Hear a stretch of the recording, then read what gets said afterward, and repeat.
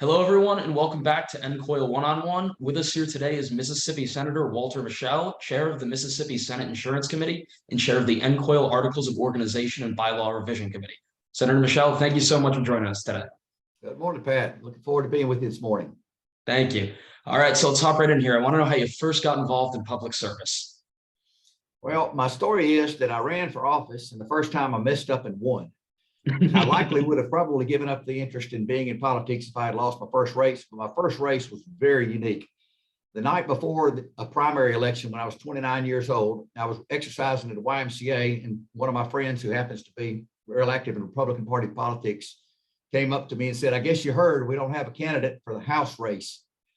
And I said, "What do you mean we don't have a candidate for the House of Representatives race? There were two people running." He said, "Well, one of them backed out of the race. The other one was disqualified on a residency issue." So I said, "So you mean a write-in candidate could win the Republican primary?" And he said, "Yes." So believe it or not, I left the YMCA and went down to my office and printed up 100 flyers to write in Walter Michel as a Republican nominee for the House of Representatives. And I started at the neighborhood the next morning where I grew up real early because I knew those people knew me and I could literally go door to door and everyone knew me. And I explained to them that the candidates that were showing up on the ballot had been disqualified and you had to ask for a paper ballot. And sure enough, I got enough votes to get the nomination by way of people requesting paper ballots. And the Democratic Party tried to get me kind of canceled off of the ballot for the general election. And that was actually the worst thing they could have done because I got a lot of free publicity in the way I went about winning the primary. And the candidate that I was opposing was the governor's chief of staff. And I ended up winning the general election. And that was the start of my campaign. Wow, that is a fascinating story.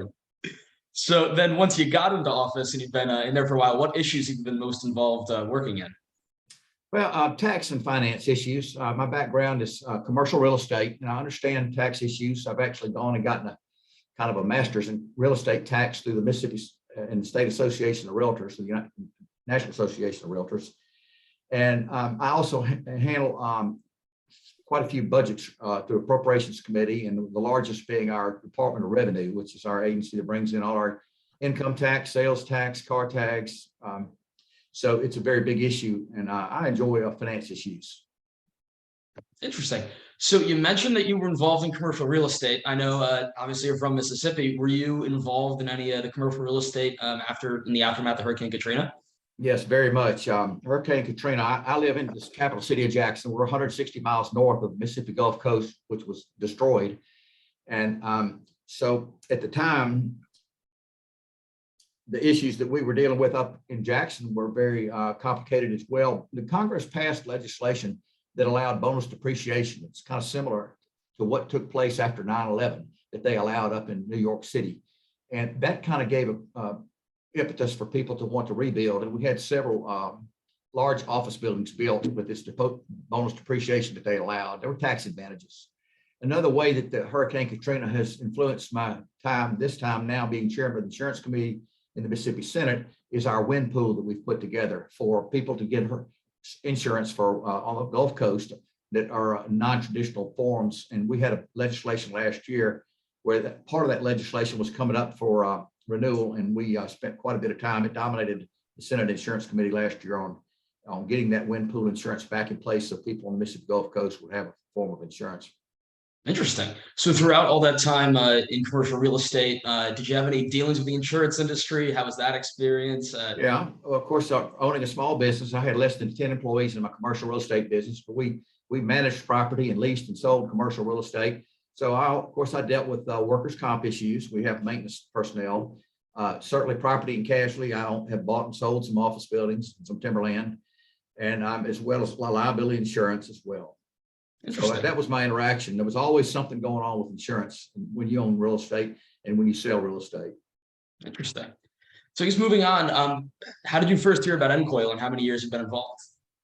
Well, I've been involved for 3 years. We're starting my fourth year as chairman of the Senate Insurance Committee, and I've been involved since the first year when I was named chairman. Y'all reached out to me and asked me to become a member. I'm sad to say that I was on the Senate Insurance Committee for 4 previous years, and I knew nothing about NCOIL. I want to brag on you, Patrick. You contacted me and asked me to give you the name of my insurance committee members so that you could send them a letter and ask them to be involved in NCOIL. And I really wish 7 years ago, I had gotten that letter because I have benefited greatly from NCOIL, but the chairman of the Senate Insurance Committee for those 4 years failed to tell me about it. And I could have gone as a first-time attendee on scholarship. And I'm proud to say that of my Senate Insurance Committee, we have 13 members. I believe 10 of them have attended all on first-time scholarships. Yeah, we had a strong attendance from Mississippi at our most recent meeting in New Orleans, so we love to see that. Real easy for us to get there. I think we had 5 out of the 55 or so legislators that we were. That's a pretty good turnout. Yeah, it's pretty great. How would you describe your overall experience of the organization throughout your involvement? Just first class. It's just the people are wonderful to deal with. You know, you get when you go to an NCOIL conference, you know you're going to come back with a lot of knowledge, and you can dig down as much. Actually, Tom Considine told me that I was attending too many meetings. He said, "Walter, you don't have to go to every meeting. You can have a little relaxation." But I was just soaking it all up. I learned something at every one of the conference meetings that we held, and so I hope Tom's not upset with me for going to too many meetings. I'll check in with him and I'll let you know on that one. Are there any issues you would like to see NCOIL take on in 2023? Well, an issue that we're right in the middle of right now is prior authorization and the gold card.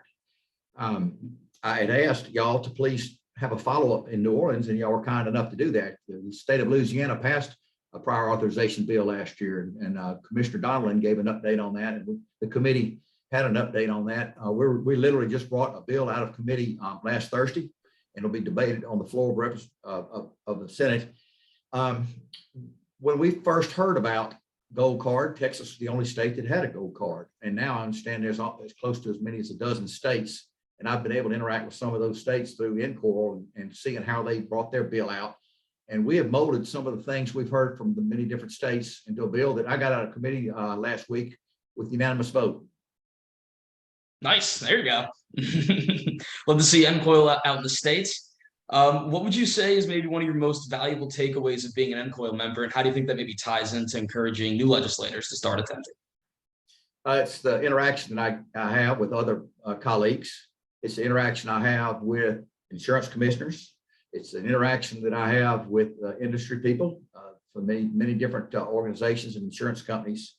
And I come back with something that I learn something every time I go, and oftentimes many different things. And it's just a good example of how NCOIL was on the cutting edge by having that hearing on the gold card when Texas was the only state that had passed it.